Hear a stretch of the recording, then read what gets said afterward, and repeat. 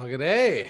Hey, here we go. We got the wonderful Wes Dawson here with us on That's right. the Goldman Extremely show. pale-faced Wes Dawson. Are you a little scared or? Oh, no, it should be good. I've been trying to get some virtual backgrounds working, but my pale complexion does not allow for that. I blend into all my backgrounds, so let's go with the wood wall. Oh, okay. It's likely a promise that someone like Seamus would have, right? Oh, yeah, that's it. I'm about 100 pounds lighter than him, but I certainly have the same complexion as he does. So It's great to have like you the coffee with mug. us. Thank you. I thought there was an out there type of a purchase, and like I told my last guest, I feel like it serves a dual purpose with coffee in the mornings. Those Mondays when you just want to do one of these. Yeah, both. Well, it's better than my pink D mug anyway. So. Oh, well, cheers to you. Cheers to you. Right on. So thank you for coming on with me today and us. It's great to have you on board. It's just really just great to see you. Well, I'm happy to be here. Despite how pale you might be. That's it. I may seem like a ghost, but I actually am here. I actually am present. I only appear to be an apparition. Okay. All right. But what's interesting is that the ghost of the wonderful Wes Dawson likely looks a lot like how you look now. It's uncanny. Who would have thought ghosts look just like regular people? Well, it works out well. All I ever wanted to do in life was either be a Ghostbuster or be a pro wrestler. So either way, I'm waiting for ghosts to be proven real. Maybe it'll be in like season 18 of Ghost Hunters. Then I'll know I found my new path in life. Okay. Well, I bet that's probably why, the fan base of shows like Ghost Hunters are still so intrigued. This is the 18th season. It's got to happen now. Well, that's it. At least for like finding Bigfoot, they have empirical evidence. They've pretty well proven Bigfoot exists compared to the ghost shows, so. Yeah, that's right. See, why don't you tell me about what the myth, the legend, the Golden Lion is up to these days? How's your career taking off? Where have your setbacks been? Where are you looking to go from here? Tell us all about it. Well, one major obstacle for all of wrestling in Quebec is, although recently I think they might be reopening combat sports, but the pandemic didn't help indie wrestling very much at all because it kind of just shut down overnight.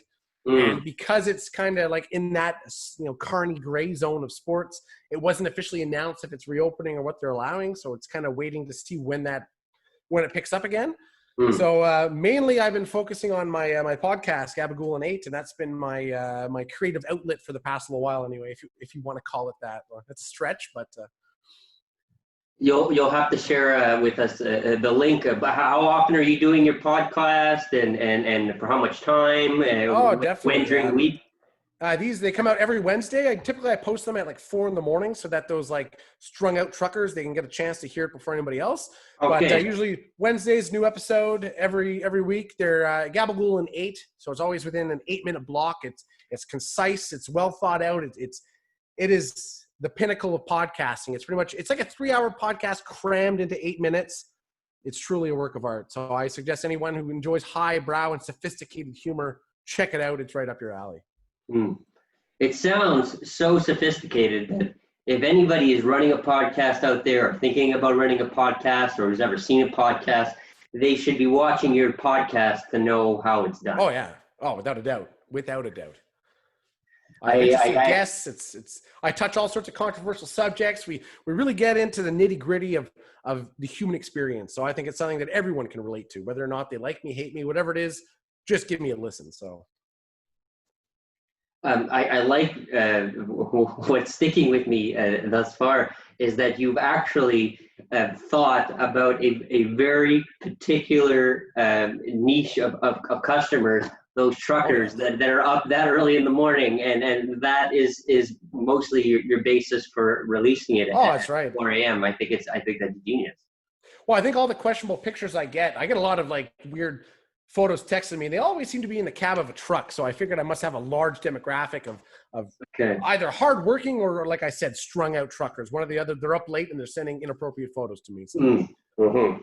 And it sounds to me like it was rather unintentional, touching base and really getting to these truckers. It seems they gravitated to what you're doing here.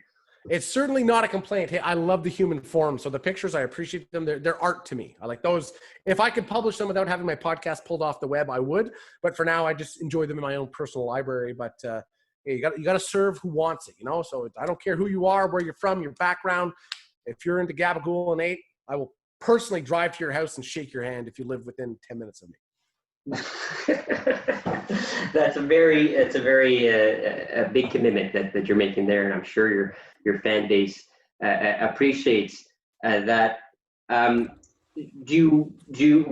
you prior to the craziness of what we're all calling COVID-19? Were there some big feuds that you were in? Were there some big projects that you were in the middle of, and that you hope to take on again once we reach a different state?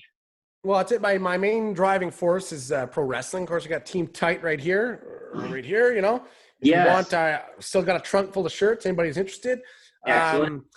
No, that's it. So me, there've been rumors that I had been injured, and I say poppycock. What actually happened was I made the decision to step away from the ring in order to provide a managerial sort of a Sherpa of wrestling kind of role to help Team Tight. So I actively chose to do that. I walked with a limp. It was all part of the show. But let's just, in a hypothetical situation, let's say I suffered a major knee injury. Prior to that, I was honored to become Canadian Tag Team Champions with my partner, Caden Rose. That was cut short. And hopefully soon, this make-believe injury will be properly treated, and I'll be back in the ring being able to do what I want. But unfortunately, this hindrance of my knee has sort of put the things on ice for a little bit. So. Yeah, it certainly sounds that a hypothetical injury like that would be something, quite the handful to deal with. But I would expect, of course, you could correct me if I'm wrong, that stepping back and taking more of a managerial approach, likely had you see things in a different way and would hopefully improve your in-ring ability as well. Oh, definitely. You got a new perspective on it. You see it from another angle. At the same time, I can watch all the cheaters that Team Tight has faced. A lot of them, they claim to have beat us in the ring. I saw what happened. Nothing clean about it. These scumbags. Anyway, I don't need to list them off. I've listed them off plenty before, but Night Train Express, Bone Collectors, all these teams that think they up Team Tight, I got news for you. I'm coming back soon, baby, and we're going to right these wrongs. But no, definitely, it was a very fun experience. I got to see what it was like to see, one of my greatest, how would I say this? This is what I share in common with Kanye West. One thing he said, he's like, one of his greatest regrets in life is he'll never get to see himself perform. So for me to be able to take a seat back and watch Team Tight perform in the ring was truly like a godsend. It was a gift from above. So it's something I cherished. As much as I want to be in the ring, watching Team Tight in action it's as much art as those truckers photos they're sending me. So it's something I was very, very happy to be able to witness. I could totally sympathize with what you've been dealing with there. Just for the record, I believe there's 4, but can you sum up Team Tight for us in terms of all your members these days and of course, where you guys want to be when everything gets back? Oh, definitely. Well, here, first I'll show you quick. On these high quality shirts, you can see we have all our names on it. Okay. Now, unfortunately, I can't read the names as I'm speaking, so I'll just try and recite them from memory. First is Wes Dawson, of course. Okay. Yeah, heard of him. My most excellent tag team partner, Caden Rose, who has had a superb singles run since the departure of the team per se, because the other members, Ray St. Jean, who had defended these titles through and through up until the Night Train Express stole them back. But so he's very busy. He wrestles a lot in Ontario. That's kind of his baby. He takes that bad boy over. He's kind of known as the Mecca of Ontario. And of course, Cleo Millette, she's somewhere being awesome and beautiful and inspiring. Like anything she does is top notch. So I'm sure she's busy doing that. I kind of got sidetracked puffing myself up, but I think I answered the question at the same time. Yeah, absolutely. I that's totally fine. And if I can go back into your career a little, because I do know that you had started out in a tag team context with the Paradise Bros, and I do know you had a singles run for a stint, and here you are with Team Type. Where did just the name Team Type come from? I'm just curious about how that came about. Not suitable for work. Okay, let's explain this. Oh, dear. No, definitely not. Team Tight is it's a mantra. It's a way of life. So yeah, we're tight in our mechanics in the ring. They're none tighter. We're tight our whole ship is run tight. Everything is done purposefully. Everything is done to full execution. We don't go tip in. We go full in for everything.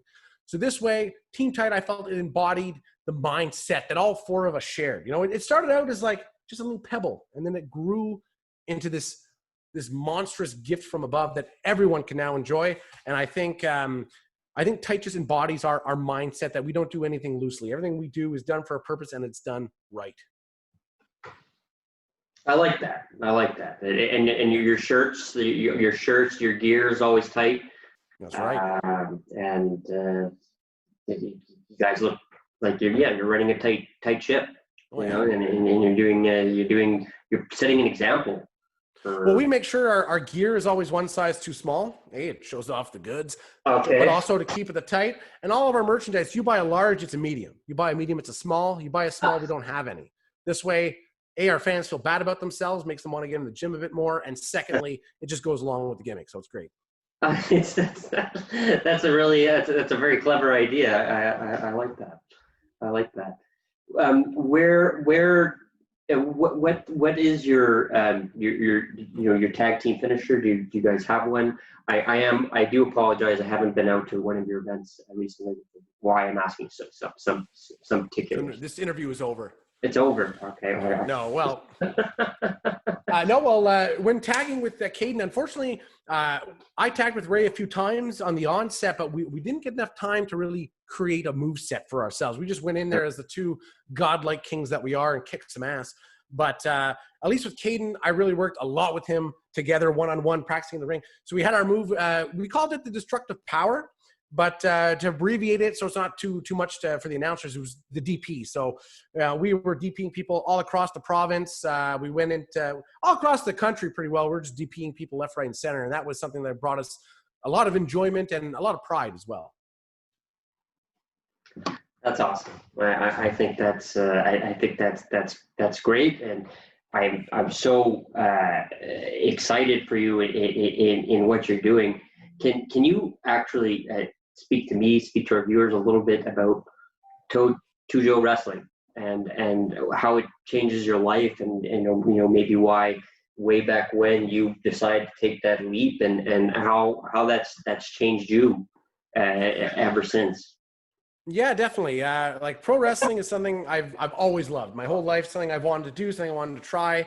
And then the more I thought about it, the more serious I thought about it. I was like, if I don't do this now, I'm never going to do it. So I know I have the jubilant young look of a 17-year-old, but I'm in fact in my 30s. A lot of people don't know that, but I'm in my 30s. Okay. So when I did decide to get into wrestling, I said, I'm going all out or I'm not doing it at all. So I went in.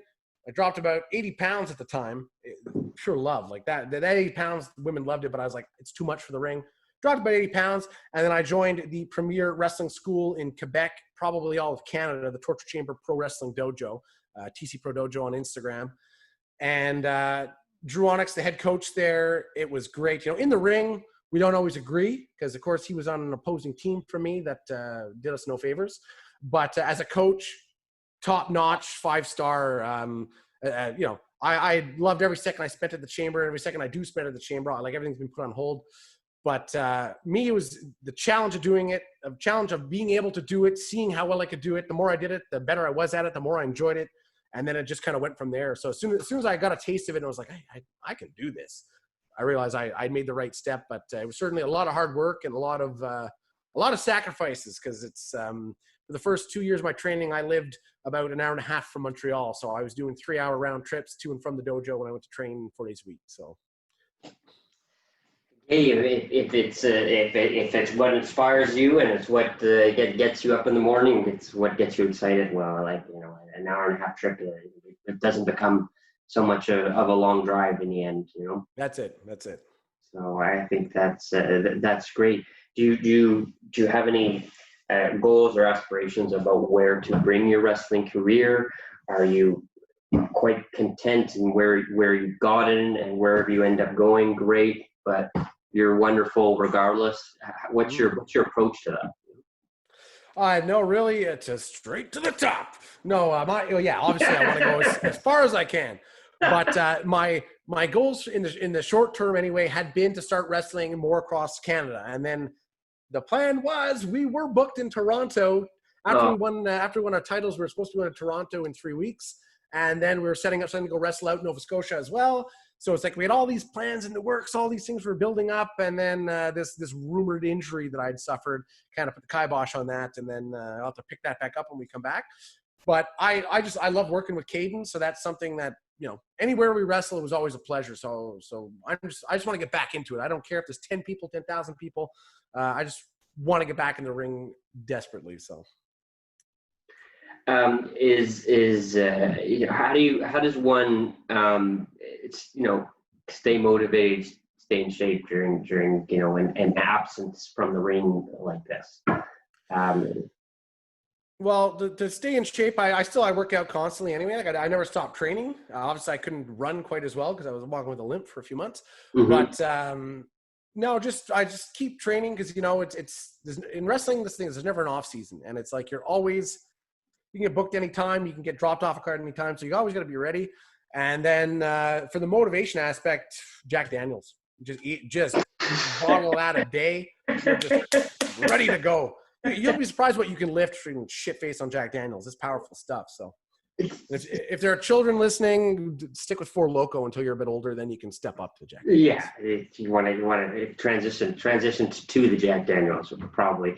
I just think that maybe I don't know if I've been smashed on Jack Daniels, and my first thought is I got to lift something. Yeah. Rather than my own body. Yeah. Birthday parties, anything. Someone's like, hey, you want to go out? First thing I think is, what are we drinking? Second thing, what are we squatting?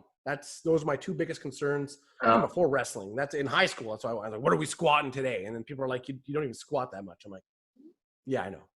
Yeah. That's awesome. Can you tell us a little bit about the man behind the Golden Lion? Oh, fuck. Oh. I was like, who got back there? I was sure the apartment was locked for a second. My God. Sorry to startle you with that, but I'm indeed speaking to yourself, fine sir. With everything going on, we're all taking it a little bit differently. What is your setting been like? Where do you find yourself? And how you've been coping the last 4 or 5 months or so? Well, let's see. Up until I got the podcast rolling, not much. I was pretty well living like a hermit. I was very fortunate that I could. Let me try and not fucking stutter 6 times in a row. It's okay. All right, it's like I said, powerful stuff. Up until the podcast was up and rolling, I wasn't doing much. I was pretty well living like a hermit. I was very fortunate that I was able to work from home, so it didn't affect too much there. I was able to just work from the computer. But then, like that creative outlet wasn't there. And whether I'm doing promos, doing a manager's role in the ring, side stuff, like I'd been in a couple of films I did a bit of stunt work and stuff like that there. Cherche Femme Fall, I was in that for a little bit too, a French documentary from Quebec. And when there's nothing like that for to get some kind of outlet, the podcast seems like a natural transition. So that occupied my time a bit. But for the day-to-day, unfortunately, I was invited out to a barbecue today, and you kind of ruined that with this fucking interview. So thanks a lot for that. No, no, the barbecue was tomorrow night, and I had previous engagements, but I was like, I haven't socialized barely since like March. I think I've been out like 3 times. Other than that, I've been living like a hermit. So most of it is just trying to survive in my own mind. And then now with the podcast, though, it's a terrific outlet for all the well-worded, succinct, and incredibly intelligent thoughts that I have on things. So I think that's that's great, and you know, obviously everything hit us. You'll notice there wasn't any warning. It just kind of all dropped on us. Oh, yeah. But yeah, we've all had to cope in our own ways, and there was very much like a bunker mentality, you know, when it started, you know. Especially at the start. At the start, everyone was just locked indoors, and then people are like, "All right, I'm gonna kill my family if I don't get out soon." So yeah. Those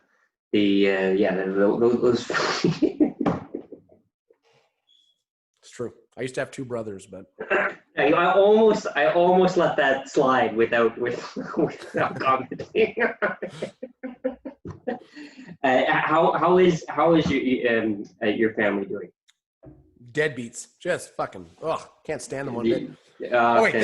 Dead no, weight. they're doing pretty good. My brother packed up and said "fuck you" to the rest of the family in like 9 years. Can I swear on this? I'm sorry. Yeah, well, fuck him. Yeah, you know. Okay, no, fuck him. Yeah, right. There we go.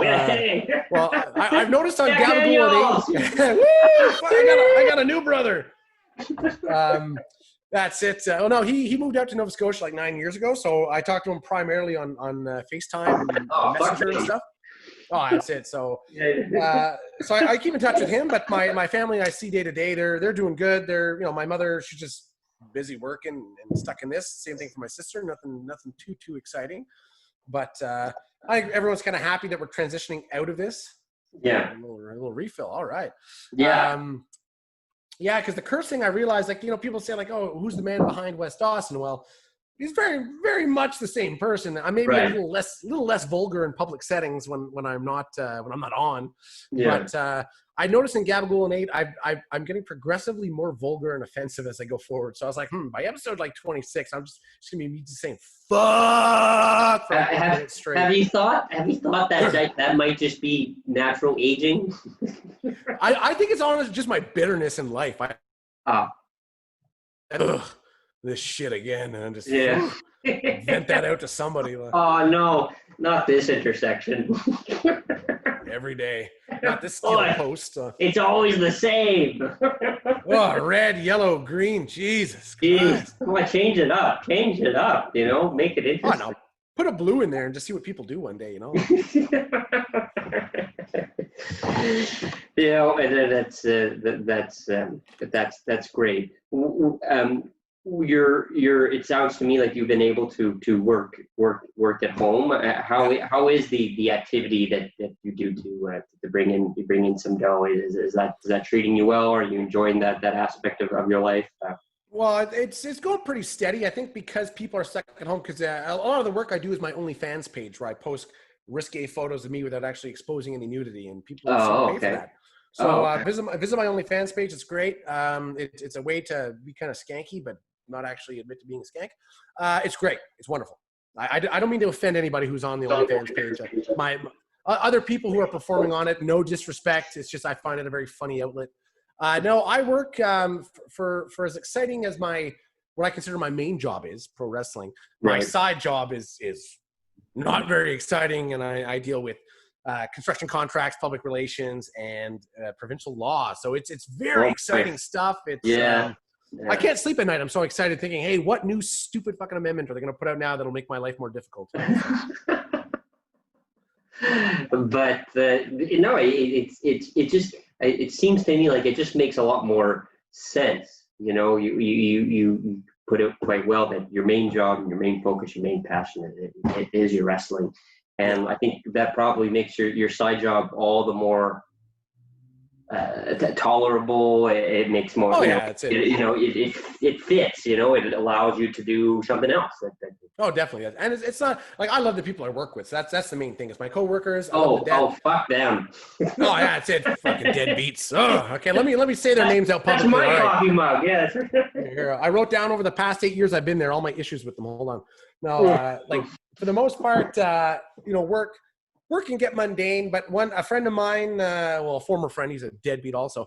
One thing, one thing he told me, he's like, I don't work to live. No, I don't live to work. I work to live. I was like, it's true. Like, it's like the 9 to 5 thing is basically so you got some moolah to do the stuff that you're passionate about until you can make your passion your full-time job. I'm hoping that like Joe Rogan's going to hear my podcast and be like, hey, this fucker needs a lot of money to do this stuff, and then I'll be set for life. But I see. He'll just give you a hand. But it sounds like in the meantime you're making it all happen for yourself. You know. Yeah, ultimately you gotta like the biggest thing is how do I say this without sounding like a cult leader? How often do you say that phrase to yourself? Which one? That I'm not a cult leader?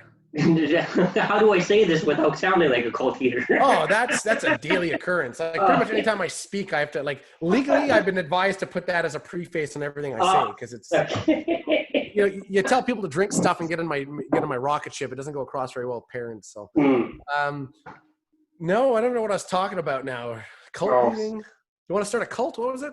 No, it's that. The passion. He said, how do I say this without making it, without sounding like I'm a cult eater? That's it. Life is about positivity. And I'm sure like there's a lot of shit in life, but one analogy I crafted, which will be in my autobiography. I've actually been writing a really boring book, and it's life about is yourself? Shit.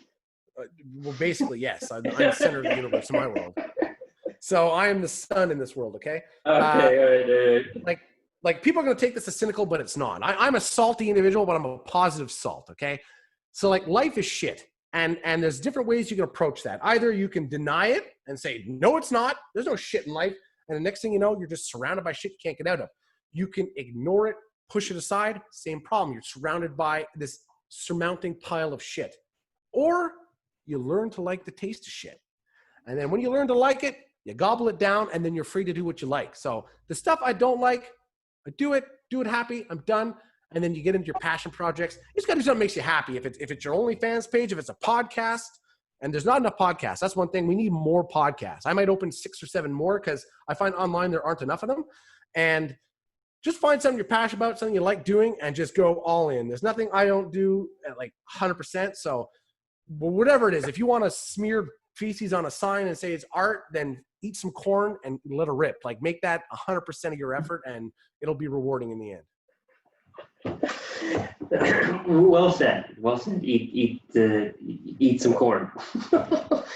And what I'm noticing, from keeping in touch with you the last few years, is that your wrestling persona. I think you learn to be a little exaggerative about it and how to be in front of the camera and everything like that.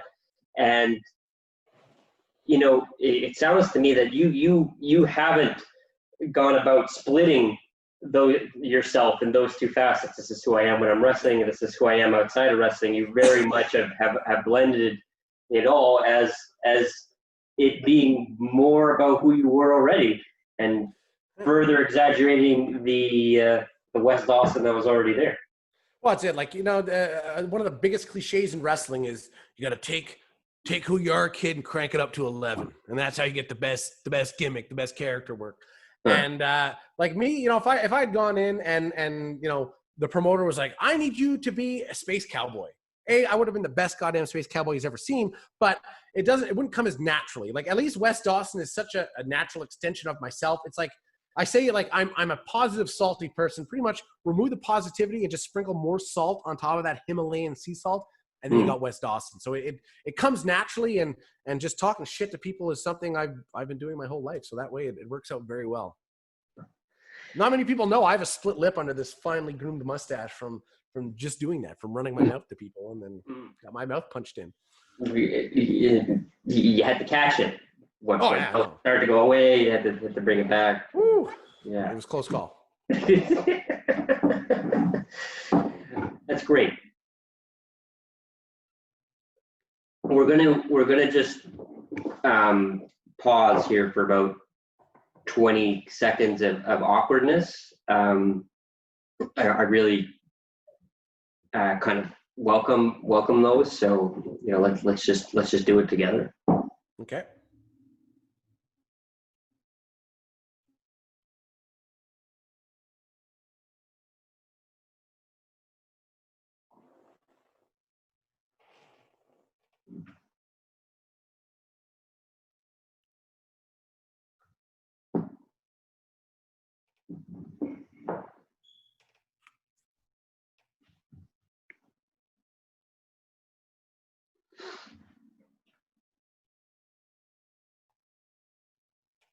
All right, I think we did it. If you Solid. might know, that's how long you're supposed to be washing your hands. Oh. That's the recommendation. When are you supposed to, you're supposed to wash your hands? After you poo, yeah, but that's about it. Oh, the natural fauna was supposed to keep us safe. 20 seconds.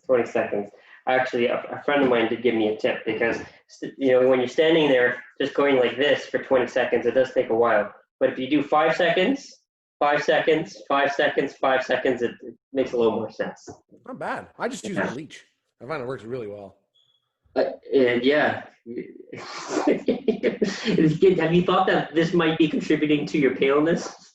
Oh, definitely. My hands are they're pretty well wood at this point. This is hear that? It's solid wood pretty well. There's bone left, but I feel safe though, so that's good. I was wondering because I have a couple, but as terrible as this pandemic is, there are some hidden opportunities, some ways of thinking that we may not have been as open-minded to before.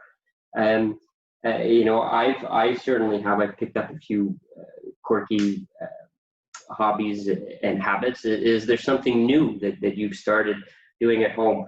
And I know that you have your podcast, and it sounds like a very centerpiece to your week. Anything in your daily routine that you find that you're doing differently than that you were doing before necessarily? Yeah, well, for me, I've always lived by the mantra of I must crush my enemies, have them laid before me, and hear the lamentation of the women. Okay. Okay. No, all right. That was Conan the Barbarian. Never mind. Okay. No. So the only thing it's afforded me is that's it. My podcast, which honestly I absolutely love doing it. It's a lot of fun. I'm waiting for someone to pull me off of Spotify and Apple Podcasts. I'm sure if someone actually moderated what goes up, they'd be like, "You can't say this shit." So that I have a lot of fun doing. But also, it's little things that I never had time for. I used to read a lot of. I'm gonna make myself like a big fucking nerd. I used to read a lot of history and stuff, so that was a passion of mine, I suppose. So now I have more time to read, but I go from reading the history, dry ass history books, to reading fucking Captain America comic books. So it's a very varying degree of interest. But I mean, reading, playing more guitar, taking my dog out because the dog he pretty well lives in the basement. I'm I ain't got time for you. Lick some fucking mold off the wall. I don't give a shit. There's a pipe dripping. Get a drink. Shut up. Whereas now I can take him out. I can feed him. I can play with him. So it's all the little things in life that you never have time for. I do now. Proper hygiene, a lot of different things. So this way, it's opened up opportunities for the little enjoyments in life. It's killed Tinder though. Absolutely killed Tinder. That was my main app. I was open 24/7 on my phone. Now it's nah. Interesting. I'm surprised that and it's totally fine that you are or were a Tinder user. But I was kind of thinking that you might have your own app, your own type app at this point. I should. There should be, where basically no matter what way you swipe, it sends me your home address. But other than that, I think that's a smart business plan. But I'll have to wait and see. We're going through the legal issues of it right now. So I like it. I think it's good. All you need, really, Yeah. What would happen if they swipe the other way? Same thing. Well, if you swipe left, it sends me your home address. If you swipe right, it sends me your home address and what hours that nobody else is in the building. So it gives me like a strategic advantage, you know? Okay. Which window might be open a crack because of the air Yeah. conditioner? Okay, all right. That's it. Well, I don't want to climb too much. So, you know, if you have like a garden fence thing, that's like you get extra points for that. That's Okay. make it a bit easier for me. Yeah. Interesting. Yeah. No, I like it. I like it. Is there any shows, any movies you've been catching up on Netflix or your any video streaming devices? The Crown, baby. Woo! No, honestly, I've started watching. Well, I told somebody at my where I work, I'm like, oh, I'm a big fan of Queen, and they're like, really? I'm like, yeah, I love Queen. It's like my two favorite bands in the world. One of them is Queen, and then they're like, before I said that, they're like, I didn't think anybody your age was really into like the royal family. I'm like, not the fucking Queen. I'm like, I'm into the band Queen with Freddie Mercury and Brian May, John Deacon, Roger Taylor. You know, it's like, what the hell are you talking about? Oh yeah. Well, then I cleared that up. You know who I am? Yeah. But I got big into, I started watching Cobra Kai. Okay. And I'm the living example of that. There's a meme where it's from Spider-Man. Is it Spider-Man 3, I think? We got James Franco up at the top and he's looking down at Peter Parker and he's like, and the meme is like, I was telling you that you should watch Cobra Kai when it was on YouTube and you never listened. And that was the thing. I had a friend, Kaz, call me Kaz, great guy, love the guy. He was like, you got to watch this. You got to watch this. I'm like, yeah, I will. I'm not watching no YouTube show. Moved over to Netflix. I've been watching it nonstop. I love it. So that's what I've been into now. What show did I just finish? I just finished another show. Oh, I watched Modern Family end to end, and that was cool. I was expecting to be like a sort of a typical sitcom. So I was like, nah. It's such a good show. It's such good writing. I was like, I love that show. So that was quite fun too. Excellent.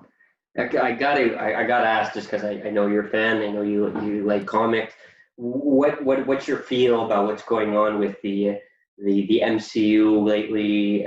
What's being rolled out? What are you excited to come out? What have you just been disappointed with? Give me your lowdown. I think the biggest disappointment is that there's no Vin Diesel anywhere. Any Scarlet Witch, it could be Vin Diesel. Just put Vin in, I'll go see the movie. Me, it's more, I'm just curious what's coming up after Infinity War. Like, spoiler alert, guys, it's the last movie. Like, I'm just curious what the hell they're going to do moving forward. Like, I've heard some things. Like, I heard Natalie Portman will be reprising female Thor. That sounds kind of stupid. Not because she's a female, just because it's a stupid fucking, like, a stupid transition. If it's Valkyrie, I'm cool with. I've read, there's a comic where, I don't remember who drew it, but Iron Man is replaced by this young girl who's like another tech wizard, blah, blah, blah. Okay. I'm fine. That's great. I said, that's a perfect way to get a new, like, solid female lead into a show. Because it makes sense. But don't turn Bruce Wayne into like a quadriplegic fucking woman with, fucking Tourette's or something like that. That I find stupid. Like, but when it's a natural progression, I'm all for that and it's great. So it's hard to tell because I haven't really been keeping up. I haven't read any rumors what the next things are. I don't know what's coming up next, but I know I'm the next. It's not MCU, but Bill and Ted Face the Music. I haven't watched it yet. I'm waiting to watch it with my mother. That's right. Hey guys, ladies, remember that. I watch movies with my mom and I drive a Toyota Corolla. Remember that, ladies. So Bill and Ted Face the Music. I love Bill and Ted. Those two movies I love those movies so much. So I'm very excited to watch the third installment of that. And that's the next thing on my slate. Yeah, it is a huge franchise now. All the movies and all the shows and everything going out. Who's your favorite superhero? All right, well, I'll give you my top three, and I'll give you something an ex-girlfriend said that I was like, well, you just ruined our relationship. Okay. So my three favorite superheroes, and I think in this order: Batman, okay, Captain America, all right, and the Flash. And then she ruined our relationship by she's like, "That's what you have down there." I was insulted. I thought it was above average, but Yeah. But then after, she also said, she's like, "You realize your favorite superhero doesn't have any superpowers?" And I was like, God damn, it's so true. Batman has no superpowers. He's not really a superhero. He's just a hero. Yeah. And my brother and I one time debated, who'd you rather be, Batman or Iron Man? I'm like, hands down, Batman. Are you stupid? He's like, no, Tony Stark. Why would you want to be Bruce Wayne? And I was like, he's so much cooler. He's like, Bruce Wayne is like utterly depressed and obsessed with vengeance. His whole life is anger and vengeance. He's not actually a playboy billionaire. He just pretends to do. He goes out with floozies to make an image. Tony Stark legit is out sleeping with these supermodels, living the life of a billionaire, and he's a superhero. I was like, wow, Bruce Wayne, that's depressing as all hell. Yeah, I guess that's probably why a lot of us, and Batman is definitely one of my top threes as well. I think a lot of us are drawn to the Batman character because there's suffering there, because there's this darkness, and he takes a hit for everybody else. He's intense. I know the especially the third one, that the Christian Bale movies can be debated on. I enjoyed all three. They're amazing. I saw Dark Knight in theaters 3 times, and another ex-girlfriend at the time. The second time she fell asleep, and she was kind of pissed that I chose. Oh, did you leave her in the theater? I should have. I'm like, Christ. I'm like, you show some goddamn respect to Heath Ledger. This is rather important, though. I feel like this in pertaining detail. Did she go with you the first time? Well, the first time I went alone, so I think that was strike one. Strike two, she had went to see it already, so she didn't want to see it again. Strike two is I brought her to see it a second time, and then I won movie tickets at a race, and then I was like, I'm going to see Dark Knight again. She's like, what? I was like, you can come, or I'm going to give it to my buddy Adam. Either way, we're going to see Dark Knight again. I don't regret it one bit. 7-year relationship, fully worth it. Fuck. I'm going to ask you a question, because I'll state my intent. Okay. What is your thought? Robert Pattinson as Batman. What are your thoughts? I've seen the trailer. I've read some articles. Hold your applause. It is. I'll admit I'm skeptical. It is going to have to be quite drastic, quite different than in order to separate itself from the Christian Bale series, because I do feel that in terms of time and the impact and popularity of the Christian Bale movies, the time between that and the horrible experience of Batman versus Superman and the Justice League and all that.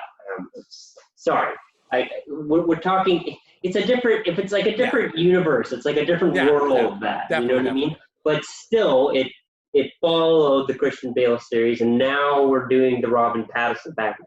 So I think that this version of Batman is in order to offer something a little bit interesting to the palate, in order to diversify himself in his acting and what that new movie series is going to bring. It's going to have some new elements that we possibly haven't seen before.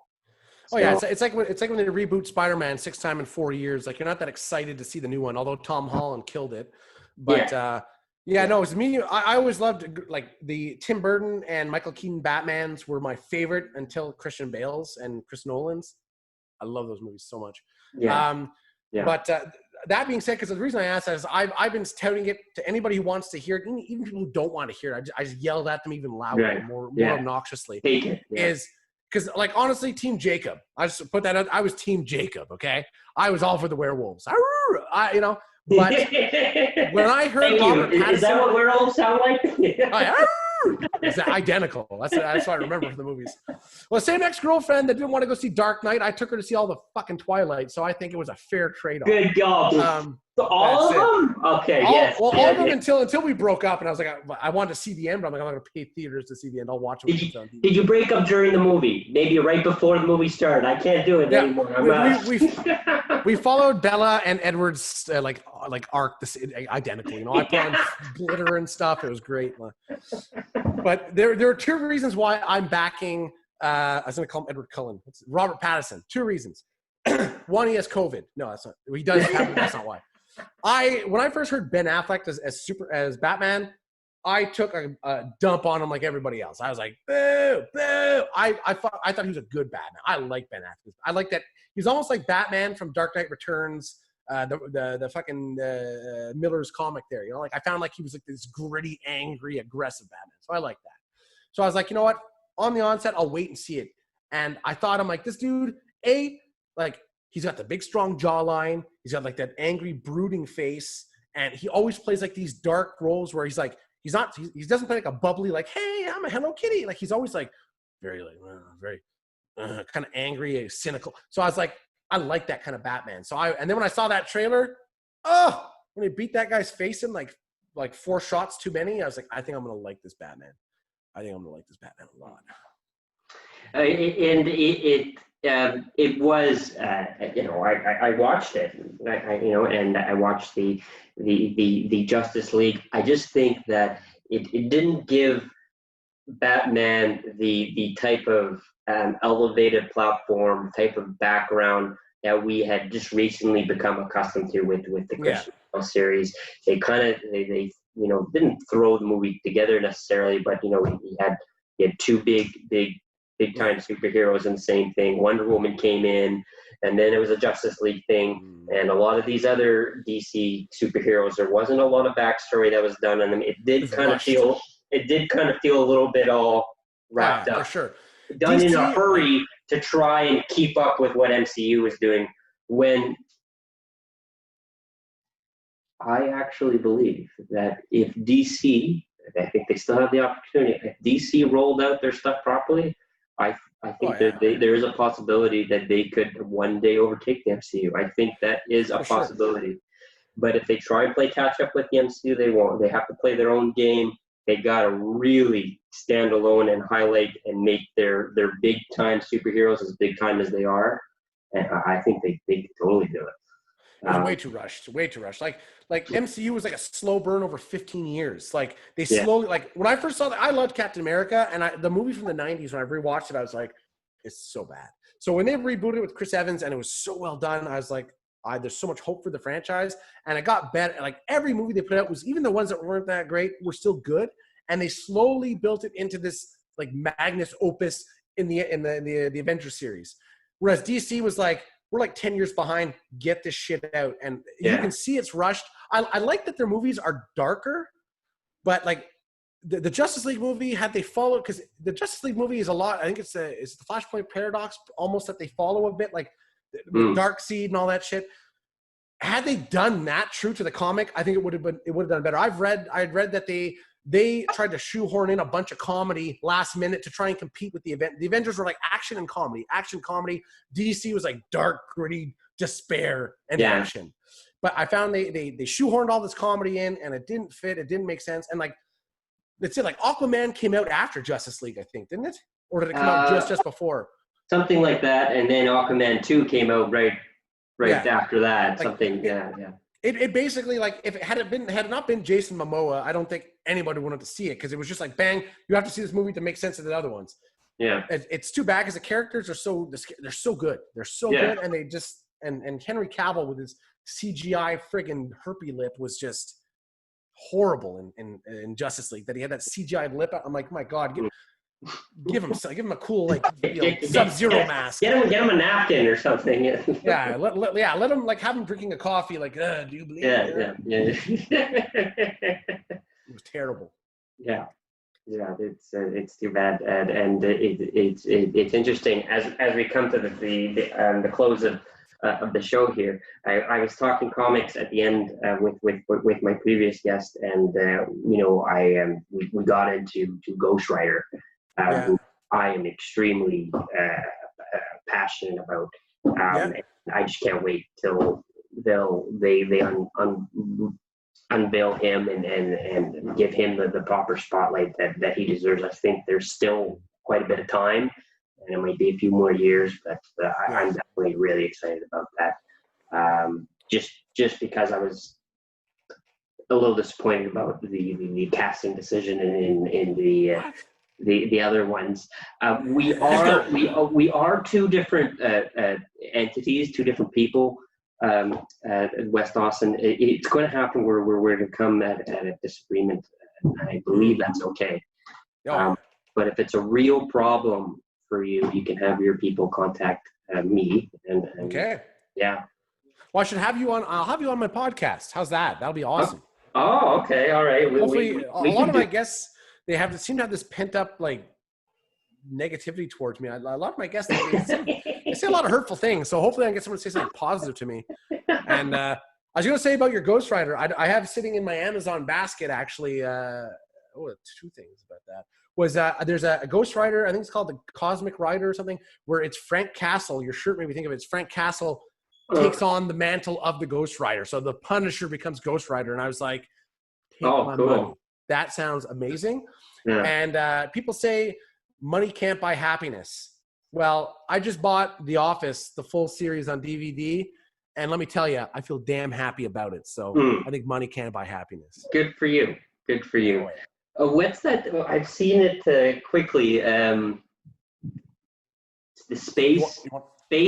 Sorry. The new thing that he's in. I thought you said you wanted to see it quickly. Okay. Oh, Space Force. Yes, exactly. Yeah. I mean, just the cover of it looks like a Office, but in space type of. It's like it's pretty much the same show. No, it's very different. It's good. If you're expecting The Office, it's not. A lot of people like they don't get The Office because it's like it's all this like quiet, awkward humor. It's like Napoleon Dynamite style humor. It's so like it's more cringe. Like, oh no way he said that. People are expecting it to be like a sitcom, but I'm like it's not that. It's so different. It's so good. Space Force, it was good, but it was.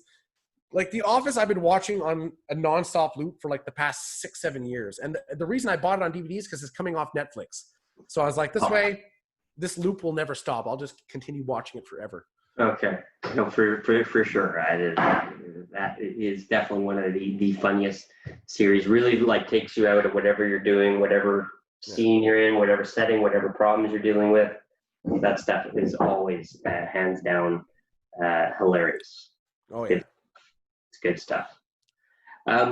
Is there anything else, Wes Dawson, that you'd like to publicize, share with the Nathan Goldman show maniacs out there? Ooh, all right, brother. All right, yeah. Actually, wait, before we close things off, and just the for the jersey. record, the jersey. I did just find this. Ooh. Okay, all right. It's got my physique. Yeah.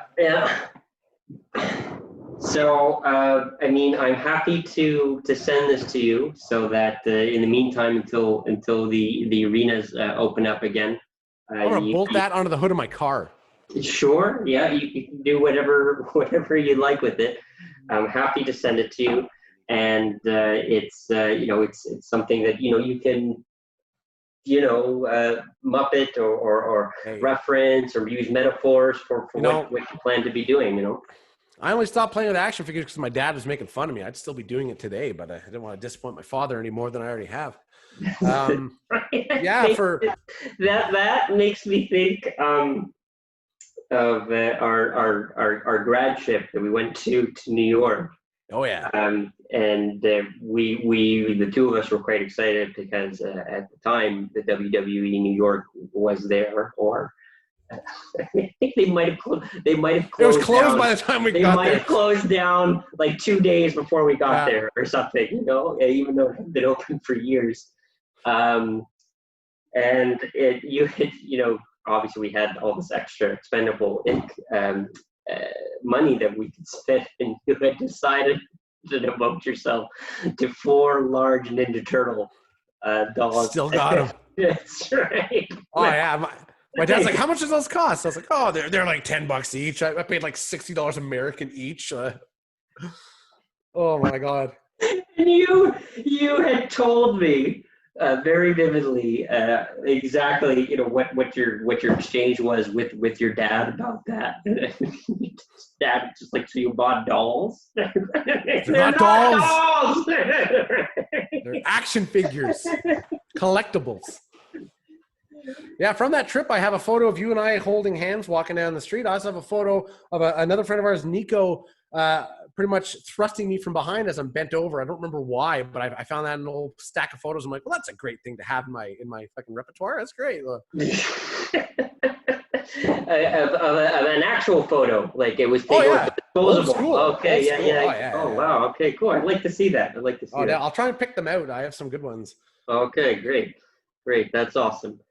Well, I'm really happy that you joined us today. I'd love to have you on again. I hope we can connect and do something like that. Keep me up to date with your podcast.